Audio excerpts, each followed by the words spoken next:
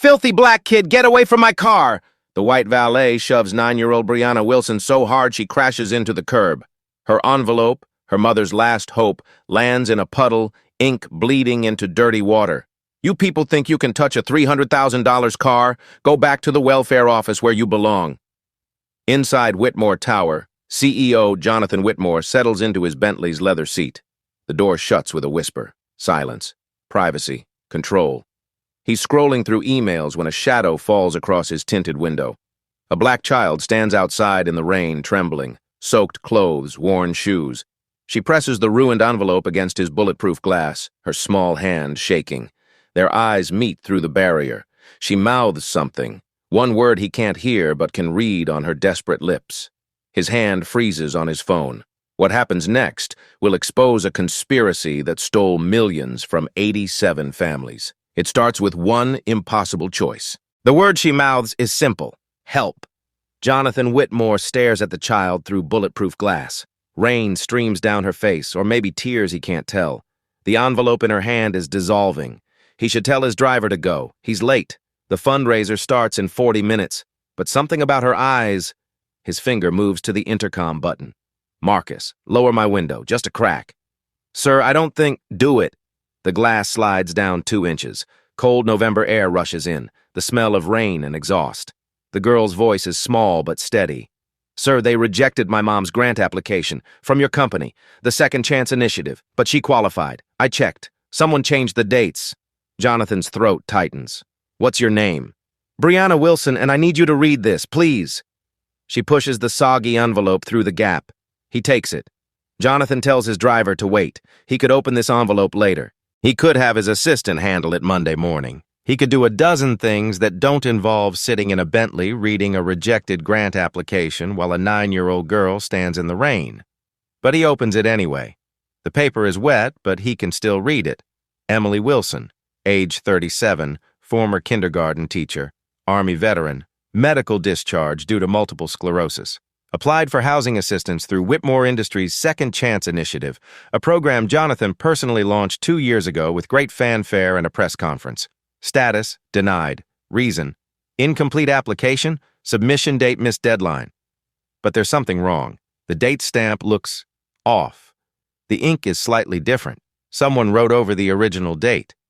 Brianna, he says through the gap in the window. Who gave you this letter?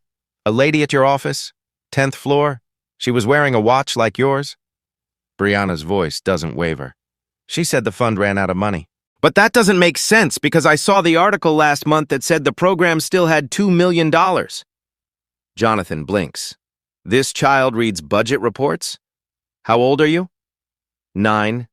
I'll be 10 in February. And you handle your mother's paperwork? Someone has to. No self-pity in her voice, just fact. Mom can't always think straight when her medication makes her fuzzy, so I keep the bills organized, I make the calls. I filled out that application 3 times to make sure it was perfect. Jonathan looks at the paper again, at the altered date, at the precise handwriting in the rejection notes. Brianna, do you trust me? She considers this. I don't know you. Fair answer. He almost smiles.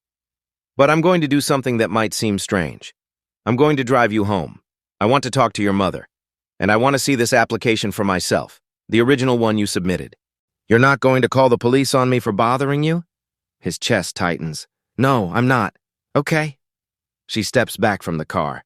But I need to get my backpack from the bus stop first. 5 minutes later, Brianna Wilson sits in the back of a Bentley for the first time in her life. She doesn't touch anything. Her hands stay folded in her lap, gripping her wet backpack. Jonathan has given her his jacket, but she's still shivering. Marcus, the driver, keeps glancing in the rearview mirror like Jonathan has lost his mind. Maybe he has. Where do you live? Jonathan asks. South Side, near 87th and Cottage Grove. A 40-minute drive from downtown, through neighborhoods that get progressively less shiny. Past boarded-up storefronts and chain-link fences, past buildings with broken windows and yards with winter-dead grass. Jonathan doesn't say much. He just watches Brianna watch the city change around them. You do this every day? He finally asks. Come downtown to ask for help? Not every day. Just when I can. After school. How many people did you ask today? She counts on her fingers. 7. Before you. And they all said no? Most of them didn't let me finish talking. The security guard at the first building called me a... She stops. He wasn't nice. Jonathan feels something hot and sharp in his chest. I'm sorry. It's okay. You get used to it. You shouldn't have to. Brianna shrugs. It's the shrug of someone much older than 9. Someone who's learned that fairness is a word adults use but don't mean. The Bentley pulls up to a low-rise apartment building, faded brick, bars on the ground floor windows. A man sits on the front steps smoking, watching them with suspicious eyes. Through the window of the first-floor unit, Jonathan can see medical equipment, an oxygen tank, a wheelchair, dim lighting. Everything is organized but worn, the poverty of people who are trying their best with nothing. Brianna opens the car door. Thank you for the ride, Mr. Whitmore. Wait. Jonathan pulls out his phone. Give me your number. I'm going to look into this, I promise. She recites it carefully. He types it in. Brianna, he says as she climbs out, you said 7 people turned you down today. Why did you keep trying? She looks at him with those 2 old eyes. Because number 8 might say yes. She closes the door and walks into the building, backpack bouncing against her small shoulders. Jonathan sits in silence.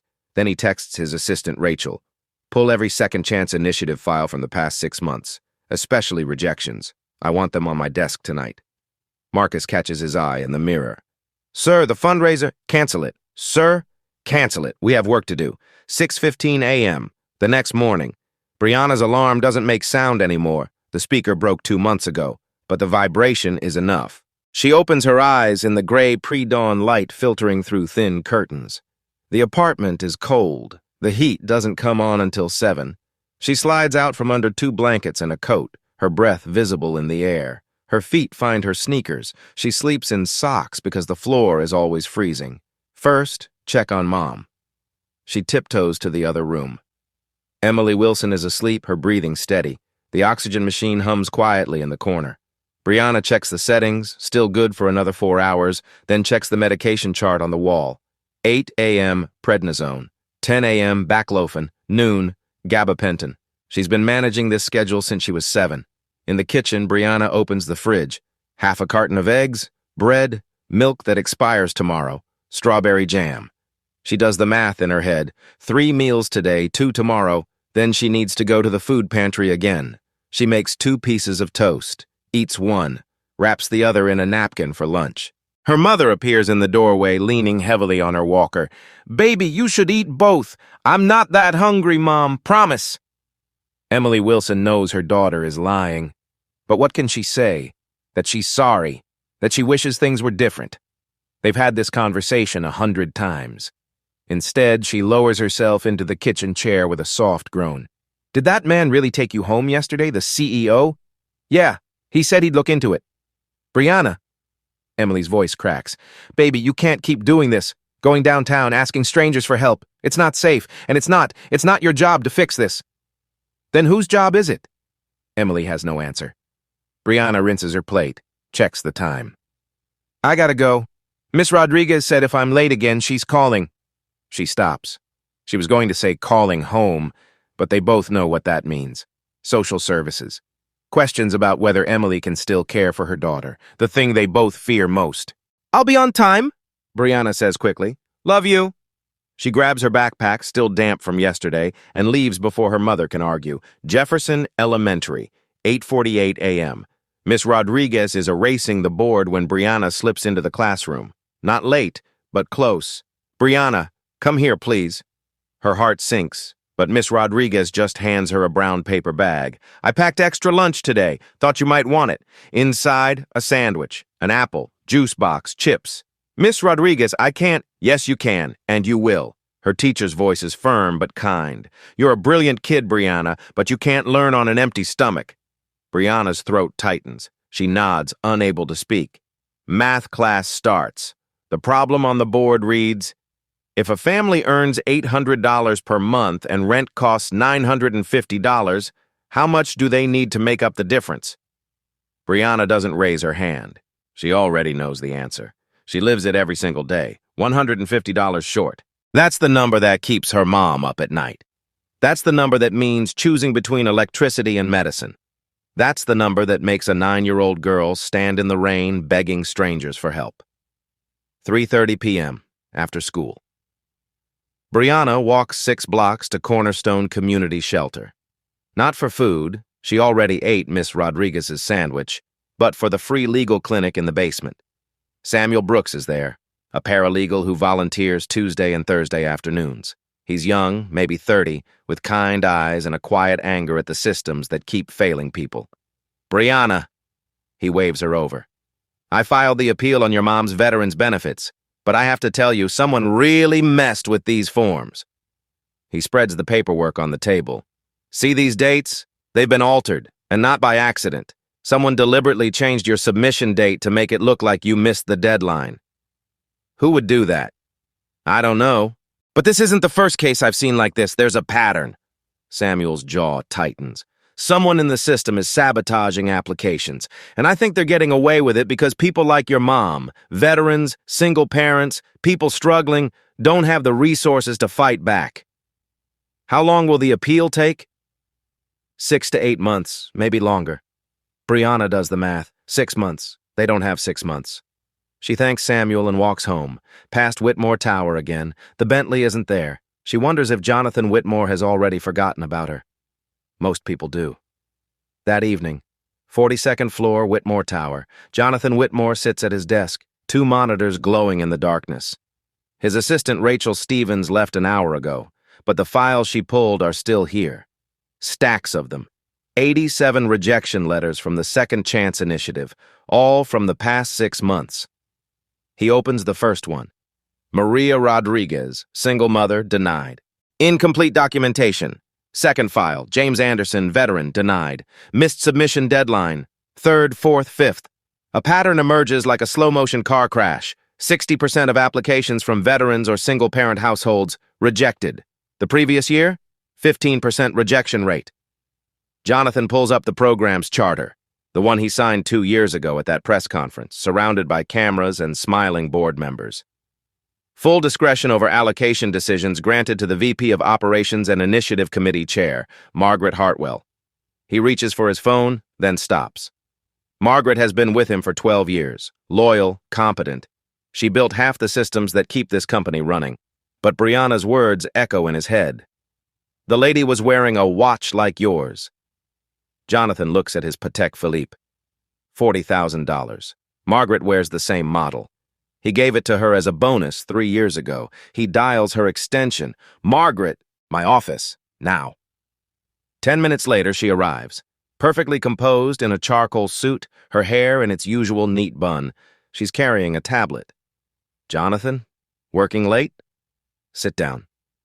Something in his tone makes her pause, but she sits. Is everything all right? Tell me about the Second Chance Initiative. Of course. We've distributed over $1.2 million this year. 43 families served. The program is performing. Why was Emily Wilson rejected? Margaret doesn't miss a beat. Wilson, let me check. She taps her tablet. Incomplete application. She missed the submission deadline by 6 days. Show me. She turns the tablet around. The documentation looks pristine.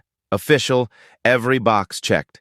Margaret, I met her daughter yesterday, a 9-year-old girl who told me she submitted that application 3 times to make sure it was perfect. She said someone changed the dates. Jonathan? Margaret's voice is patient, almost maternal. I know you have a big heart, but these people, they make mistakes and then they blame the system. It's easier than taking responsibility. These people? Applicants, I didn't mean... She regroups smoothly. What I mean is, we have protocols, standards. If I let one incomplete application through, where does it end? The whole program loses integrity. How much are we paying you, Margaret? The question catches her off guard. My compensation is $340,000 base salary, plus bonuses, plus stock options. Jonathan leans forward. The Second Chance Initiative has a budget of $2.8 million annually. You chair the committee with full discretion, no oversight.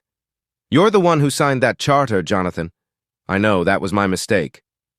Silence stretches between them like a chasm opening. Are you accusing me of something? Margaret's voice goes cold. I'm asking you to explain why 60% of vulnerable applicants are suddenly being rejected when the fund is fully capitalized. I'm protecting the program from fraud, from people gaming the system. I've been doing my job. She stands. And frankly, I'm offended that one conversation with a child has made you question 12 years of loyalty. She walks to the door, then pauses. That girl, Brianna Wilson, she came to this building yesterday, made a scene. Security had to remove her. Is that who you're taking advice from now?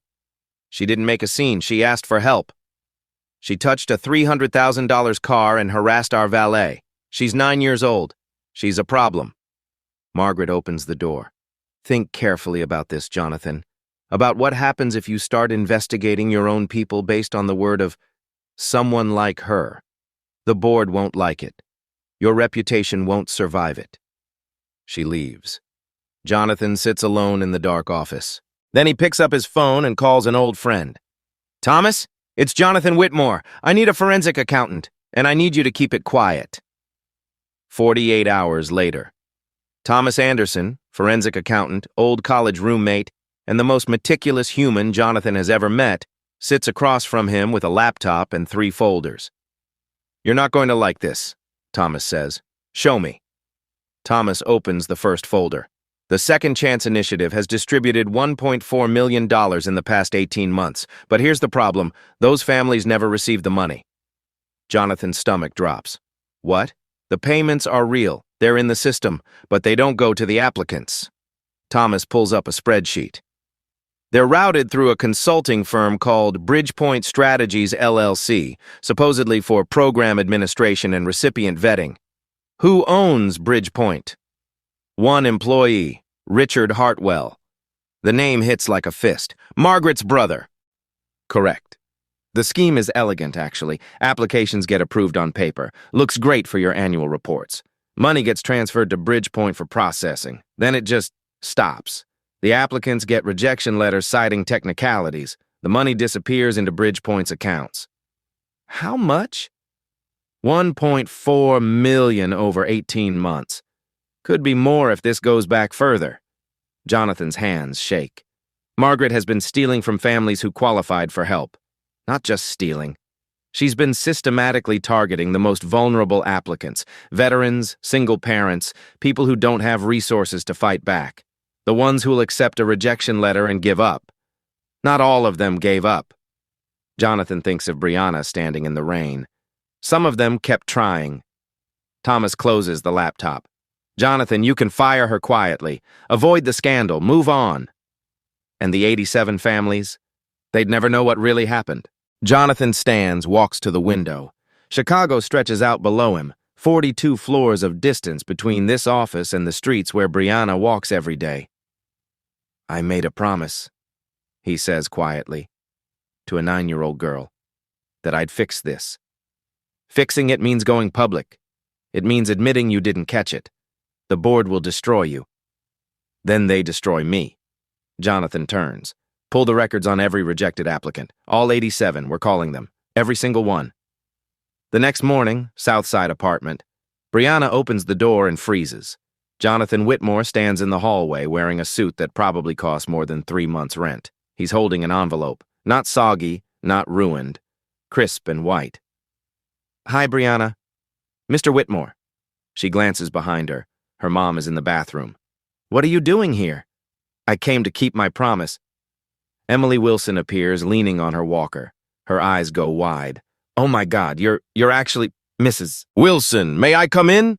They sit at the small kitchen table. Jonathan places the envelope between them. I had my team investigate your application. You were right, Brianna. Someone changed the dates. Someone in my company has been stealing from the Second Chance Initiative, from families like yours. Emily's hand flies to her mouth. Stealing? For 18 months, maybe longer. $1.4 million. 87 families denied help they qualified for. Jonathan opens the envelope. This is a check for $45,000. The full grant amount you qualified for, plus compensation for the year of hardship you endured because of our failure. The check sits on the table like something from another dimension. Emily starts crying. Not quiet tears, deep, shaking sobs that seem to come from somewhere ancient and exhausted. "Why?" she manages. "Why would you do this?" "Because you earned it. Because someone broke a promise I made when I started this program." Jonathan looks at Brianna. "And because your daughter wouldn't let me look away." Brianna stares at the check. $45,000. Electric bills paid, medication covered, rent for a year, food, heat, the things normal people don't think about but that have consumed her entire life. "What about the other families?" she asks. Emily looks at her daughter, stunned. "Baby, Mom, there are 86 other families. What about them?" Jonathan meets Brianna's eyes, sees himself reflected back, not the version that cuts ribbons at press conferences, but the version that should have been paying attention all along. "I'm going to fix it," he says. "All of it. I promise you." He stands to leave, but Brianna grabs his sleeve. "Mr. Whitmore, thank you. Thank you for listening." "Thank you," he says quietly, "for making me stop." Outside the apartment building, Jonathan's driver opens the Bentley door, but Jonathan pauses. A man with a camera is across the street, lens pointed directly at him. The flash goes off. Jonathan's phone buzzes. A text from Rachel. "Margaret's team just leaked a story. Says you're exploiting low-income families for PR. Photo of you leaving the South Side. Be prepared." He looks back at the apartment building.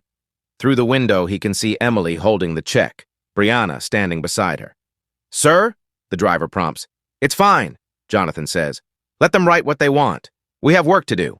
But when he checks his phone an hour later, the headlines are already spreading. "Billionaire CEO visits low-income area. Publicity stunt or genuine concern. Whitmore Industries under fire. CEO accused of exploiting sympathetic story." Margaret's counteroffensive has begun. And Jonathan realizes doing the right thing is going to cost him everything. His phone rings. It's Clark Ashford, the board member with the most shares and the least conscience. "Jonathan, we need to talk about this PR disaster you've created. It's not a disaster, Clark, it's justice. It's a liability. The board is calling an emergency meeting tomorrow, 9 a.m. Fine, I'll be there." "Jonathan." Clark's voice drops. "Think very carefully about what you're doing. Margaret has allies, and you're making some very powerful people nervous." The line goes dead. Jonathan looks at his phone, at Thomas's forensic report, at the list of 87 names. Then he texts Brianna. "Keep fighting, we're not done yet."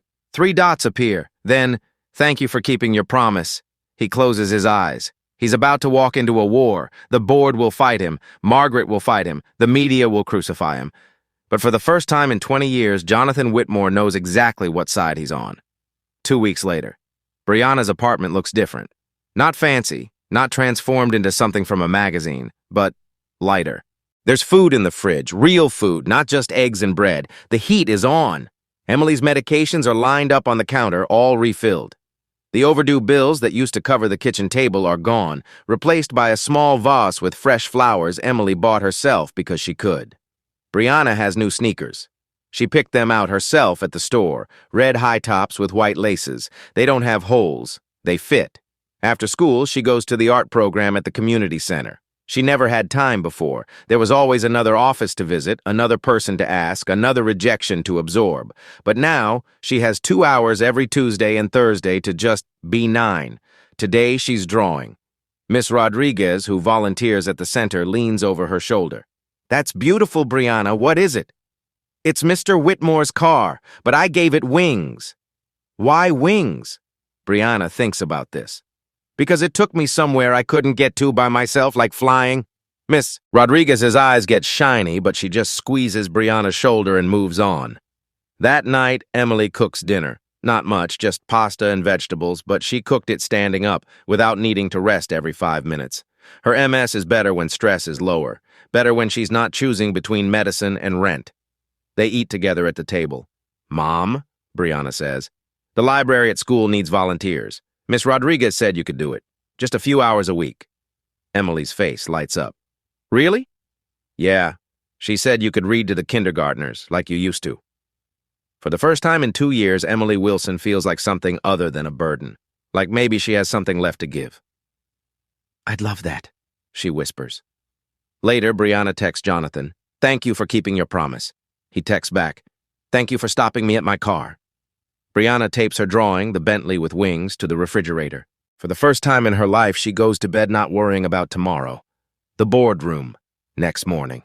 9 a.m. 9 board members sit around the mahogany table. Jonathan stands at the head with Thomas Anderson's forensic report projected on the screen behind him. He expected resistance. He didn't expect coordinated warfare. Gentlemen, ladies, I've discovered systematic fraud within the Second Chance Initiative. Over $1.4 million diverted through a shell company owned by Jonathan. Clark Ashford's voice cuts through like a blade. We've all read your report, and frankly, we're more concerned about the liability you've created than the allegations you're making. Liability?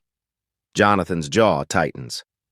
87 families were denied aid they qualified for. That's not liability, that's theft. Board member Patricia Hill leans forward. It's your word against a 12-year executive's, based on a forensic audit you commissioned without board authorization. Do you understand how this looks? It looks like I'm doing my job. It looks like you met a sympathetic child and made emotional decisions that could expose this company to lawsuits, regulatory scrutiny, and reputational damage. Clark slides a folder across the table. We've had 3 law firms review this situation. The consensus is clear. Quiet settlement, confidentiality agreements, move forward. You want to pay them to stay silent? We want to protect the company you built. The door opens. Margaret Hartwell enters, escorted by her attorney, a shark in a $2,000 suit. Jonathan stares. What is she doing here? Miss Hartwell has a right to defend herself against these accusations, the attorney says smoothly. May she speak? Clark nods. Margaret stands, poised as ever. Jonathan, I understand you care deeply about this program. That's why I've spent 2 years protecting it. But what you're calling fraud is standard administrative overhead. Administrative overhead? Jonathan's voice rises. You routed money to your brother's company, a consulting firm vetted and approved by legal. She produces a document, official letterhead, signatures, dates. This memo clearly authorizes Bridgepoint Strategies to handle recipient verification. It's right here. Jonathan snatches the paper. The memo looks legitimate, but something's wrong. The signature is photocopied, not original. The date formatting is slightly off. This is forged. That's a serious accusation, Margaret's attorney warns. Defamation, even. Thomas. Jonathan gestures to the forensic accountant. Tell them what you found. Thomas stands, nervous but determined. The payments to Bridgepoint never reach the applicants. That's not administrative overhead. That's embezzlement. Margaret's attorney doesn't flinch. Mr. Anderson's audit was conducted without proper authorization. Any findings are inadmissible in legal proceedings and potentially defamatory. My client is prepared to pursue damages if these accusations continue. She stole from families in crisis. Jonathan slams his hand on the table. Jonathan! Patricia Hill's voice is cold. You commissioned an unauthorized audit. You visited applicants personally, creating exposure. You made restitution payments without board approval. Frankly, your judgment is in question here, not Miss Hartwell's. The room goes silent. Clark Ashford opens another folder. We've also learned that Miss Hartwell's team has been in contact with the 87 families. 63 have already accepted settlement offers with confidentiality agreements. Jonathan's stomach drops. You paid them off? We offered resolution, Margaret says quietly, because families in crisis need help now, not years of litigation. I was protecting them, and protecting you from your own impulsiveness. Impulsiveness? Jonathan's voice shakes. I met a 9-year-old girl standing in the rain because your people shoved her away from my car, because you rejected her mother's application after changing the dates to disqualify her. I have no knowledge of anyone being shoved. And if dates were corrected, it was to match our actual receipt of incomplete documentation. Margaret's eyes are steady, unflinching. Jonathan, you met that child once. I've been beside you for 12 years. Who do you trust? The question hangs in the air like poison. Clark clears his throat. We're calling for a vote to place Jonathan on temporary administrative leave pending an independent investigation into his conduct regarding this matter. Margaret will be suspended with pay until the investigation concludes. My conduct? Jonathan stares around the table. You're investigating me? You violated protocols. You exposed the company. You made unilateral financial decisions. Patricia counts on her fingers. This isn't personal, Jonathan. It's governance. All in favor? 6 hands rise. Motion passes. Jonathan, you're barred from company premises effective immediately. We'll issue a statement citing internal review of charitable program management. Your assistant will box your personal items. Jonathan looks at each board member. People he hired. People whose careers he built. You're letting her win. We're protecting the company, Clark says, from everyone, including you. Outside the boardroom, Margaret catches up to Jonathan at the elevator. You should have stayed in your car, she says quietly. That little girl, she'll be fine. Her mother cashed the check. They got what they wanted, but you just lost everything. The elevator doors open. Jonathan steps in. I'd rather lose everything, he says, than become you. The doors close on Margaret's cold smile. That afternoon, the press release goes out at 3 p.m. Whitmore Industries CEO placed on administrative leave amid internal review of charity program irregularities. By 4 p.m., the story has morphed. Whitmore CEO removed after fraud allegations against longtime executive. By 5 p.m., the narrative is set. Billionaire's white savior stunt backfires. Company distances from controversial CEO. Conservative outlets frame it as woke overreach. Progressive outlets question Jonathan's motives. Everyone has an opinion. Nobody mentions Brianna's name. But at Jefferson Elementary, the kids have seen the news. Your rich friend got fired because of you, Tyler Martinez sneers during recess. My mom says your family is scamming people, another girl adds. You're a liar. My dad says so. Brianna stands frozen on the playground while the accusations pile up like stones. Miss Rodriguez intervenes, but the damage is done. That night, Brianna doesn't go to art class. She comes home, puts the drawing of the winged Bentley in a drawer, and closes it. Emily finds her sitting on the bed, staring at nothing. Baby, what happened? I ruined his life, Mom. He tried to help us, and I ruined everything. Brianna, no. Everyone says so. The kids at school, the news, everyone. Her voice cracks.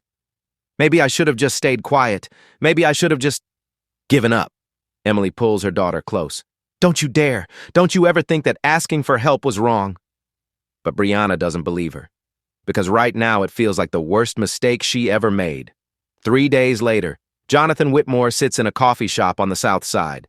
Not his usual downtown haunts. No mahogany.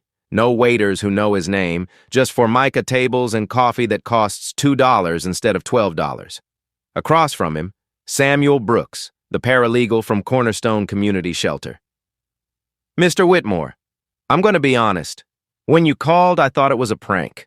I wish it was. Jonathan slides a folder across the table. I need your help. You said you've been tracking similar patterns across corporate charity programs? Samuel opens the folder and his eyes widen. This is everything. Transaction records, emails, the shell company structure. He looks up. How did you get this? I paid for a forensic audit before they locked me out of my own company. They can do that? When 6 board members vote against you, apparently? Jonathan's smile is bitter. But here's what they can't take, the truth. And I need someone who knows how to fight this kind of systemic fraud. Samuel flips through pages, his expression darkening. Bridgepoint Strategies. I've seen this name before, not with your company, with others. Medical device manufacturer, tech startup, real estate firm, same pattern, charity program, inflated administrative costs, families denied. How many? At least 6 companies in Chicago alone. Could be nationwide. Samuel pulls out his laptop. I've been documenting cases for 2 years, but I never had the resources to connect them. Now you're giving me the smoking gun. Then use it. The door opens. A woman enters, late 30s, sharp eyes, carrying a reporter's notebook. Keisha Monroe, Chicago Tribune. She sits without invitation. Samuel said you had a story. I'm listening. Jonathan studies her. How do I know you won't just run another billionaire white savior piece? Because I don't write puff pieces. I write investigations that end careers. Keisha pulls out her phone, starts recording. And because I've been tracking Margaret Hartwell's brother for 18 months, I just didn't know how high the corruption went. For the next hour, Jonathan lays it out. The forensic report, the altered dates, the $1.4 million, the 87 families. Keisha asks questions that cut like scalpels. Samuel cross-references cases. Jonathan provides documentation. Finally, Keisha sits back. This is bigger than corporate fraud. This is systemic exploitation of the most vulnerable people in society using charity programs as cover. It's brilliant in the worst possible way. Can you prove it? With what you've given me? Absolutely. But I need the families, the ones who didn't take settlement offers, the ones willing to go on record. There are 24 left, Samuel says quietly.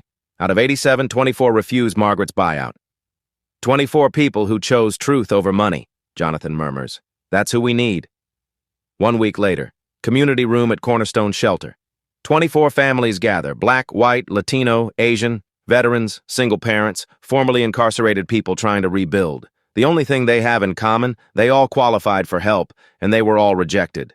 Jonathan stands before them, no longer CEO, just a man who failed them.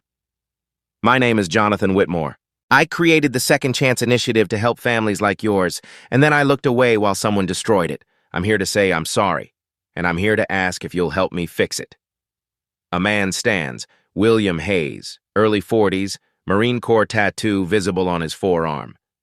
Why should we trust you? You're the one who signed off on the program that screwed us. You shouldn't trust me. You should trust evidence. Jonathan nods to Thomas, who projects the forensic report. This is proof that Margaret Hartwell stole $1.4 million that should have gone to you. Proof that she systematically targeted vulnerable applicants because you wouldn't have resources to fight back. A woman in the back row, Maria Rodriguez, single mother of 3, calls out, "What do you want from us?" "Your stories, your truth. Keisha Monroe from the Tribune is here. She's going to write this, and Samuel Brooks is going to file a class action lawsuit. But none of it works without you." William Hayes crosses his arms. "And what do you get out of this?" "Nothing. I've already lost my company, my reputation, everything I built." Jonathan's voice steadies.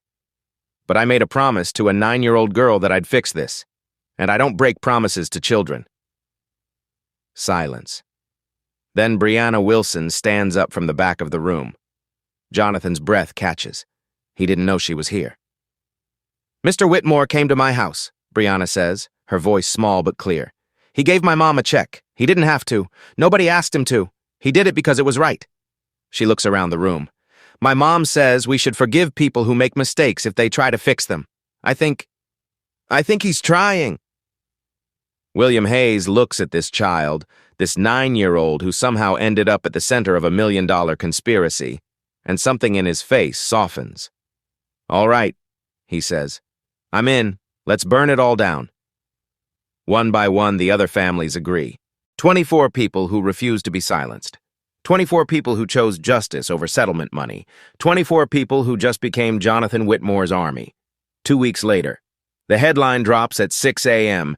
The Charity Con, How Corporate Good Deeds Became a Family Business, by Keisha Monroe, Chicago Tribune. The article is devastating. 3,500 words of forensic precision, transaction records, testimonies from the 24 families, expert analysis from Samuel Brooks. And at the center, Margaret Hartwell and her brother Richard, running a charity scam across 6 companies in 3 states. By 8 a.m., the story is trending nationwide. By 9 a.m., the FBI field office in Chicago has opened an investigation into wire fraud. By 10 a.m., Margaret Hartwell's attorney is on every news channel calling it a witch hunt orchestrated by a disgraced CEO. But the narrative has shifted. This isn't about Jonathan Whitmore anymore. It's about 87 families. 24 voices, proof that can't be spun away. 11:30 a.m., Whitmore Industries boardroom. Clark Ashford's phone hasn't stopped ringing. Shareholders, attorneys, regulatory agencies, the press. Patricia Hill throws the Tribune on the table. "This is a catastrophe. We need to get ahead of this," another board member says. "Distance ourselves from Margaret immediately." Too late for that. Clark's jaw tightens. 3 board members have already resigned this morning. The SEC is asking questions, and Jonathan Whitmore just became a folk hero. Patricia picks up her phone. "Get me Jonathan, now." 12:15 p.m.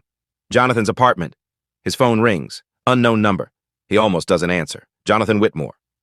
"It's Clark. The board would like you to return. Immediately. We made a mistake." Jonathan sits in silence for a long moment. You didn't make a mistake, Clark. You made a choice. You chose Margaret over justice. You chose protecting the company over protecting the people we were supposed to help. We're prepared to reinstate you with full authority. Margaret will be terminated. We'll make this right. No, I'll make it right, and you'll stay out of my way. He hangs up. 2 days later, Chicago City Council, public hearing on corporate accountability and charitable programs. The chamber is packed. Press cameras line the back wall. The 24 families sit in the front rows. Brianna Wilson sits beside her mother wearing her red high tops and a dress Miss Rodriguez helped her pick out. Council member James Richardson bangs the gavel. We'll now hear testimony regarding allegations of fraud in corporate-sponsored assistance programs. First witness, William Hayes. William stands, former Marine, 43 years old, father of 2. My name is William Hayes. I served 2 tours in Afghanistan, got injured, came home, tried to rebuild. I applied for housing assistance through Whitmore Industries' Second Chance initiative. I qualified. I did everything right. His voice hardens. Then I got a rejection letter saying I didn't qualify because of my background, my criminal background, except I don't have one, not even a parking ticket. He holds up the letter. This lie went to my kids' school, to my apartment manager, to my family, made me look like a failure, made me look like a liar to my own children. His voice cracks. My daughter, she's 7. She asked me why the nice company people said I was bad. I had no answer. I still don't. The chamber is silent. One by one, the families testify. Maria Rodriguez. They told me I missed the deadline. I have the certified mail receipt proving I didn't. James Turner. They said my paperwork was incomplete. I submitted it 3 times. Lisa Washington. They told me the fund ran out, but the company's annual report said it was fully funded. Each story is a small devastation. Each voice adds weight. Then Emily Wilson's name is called. Brianna helps her mother to the witness stand. Emily grips the wheelchair armrests, her hands shaking. Not from MS this time, but from rage finally given permission to exist. My name is Emily Wilson. I'm a kindergarten teacher, or I was, before multiple sclerosis made it impossible to stand for 6 hours a day, before medical bills made it impossible to keep my apartment, before the system I trusted told me I didn't qualify for help I'd earned. She looks directly at the council members. I taught children to trust institutions, to believe that if they worked hard and followed the rules, the system would be fair.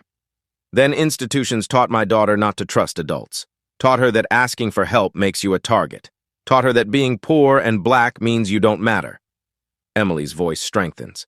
But my daughter didn't stop asking, and one man, just one, stopped long enough to listen. That's all it took. One person willing to see past the glass. She pauses. I'm here because Margaret Hartwell stole money from my family, but I'm also here because we can't let this be normal. We can't let corporations pretend to care while they profit from our desperation. The chamber erupts in applause. 1:45 p.m., Jonathan's testimony. Jonathan Whitmore takes the stand, not as CEO but as witness. I built the Second Chance initiative with good intentions, and then I made a fatal mistake. I walked away. I trusted structure over people. I trusted paperwork over humanity. I signed a charter giving one person unchecked power, and I didn't look back. He glances at Brianna in the front row. Until a 9-year-old girl stood in the rain and made me look. He turns to the council. Here's what I've learned.